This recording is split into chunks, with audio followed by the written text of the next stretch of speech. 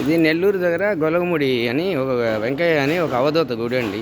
ఆవుని తరిమి ఈడ భక్తులు ఉన్నారు, ఈడ అధికారులు ఉన్నారంట. చీపర కట్టతో తిరిగేస్తారంటున్నారు. దానికి మళ్ళీ మాట్లాడుతూ ఉన్నారు.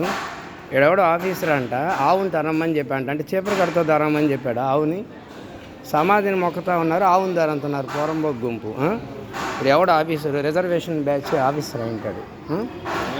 వరిమాల సన్నాసి వాళ్ళంతా ఆఫీసర్లు అయితే ఇట్టే ఉంటుంది. ముక్కోటి దేవతా స్వరూపం ఆవుని పనిచేసే గుంపు అట్టే ఉన్నారు.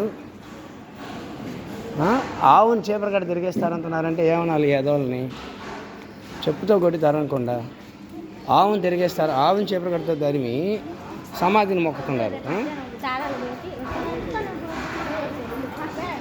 దేవుడికి స్వరూపమైన ఆవుని తరిమి 4 ముక్కలు చెప్పినా అవతవత దేవుడు అయిపోయాడు. ఈ గుంపుకి దెంగి తినడానికి వస్తారు.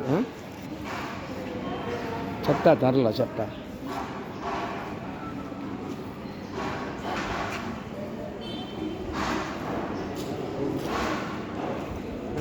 సన్నాసుల చేతిలో రూలింగ్ వెళ్ళింది దేశము. రాజ్యాంగం సన్నాసులు రాశారు.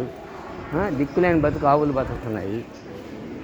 ఈ ఆవుల్ని వదిలేసిన వాడిని ముందు చెప్తూ కొట్టాలా?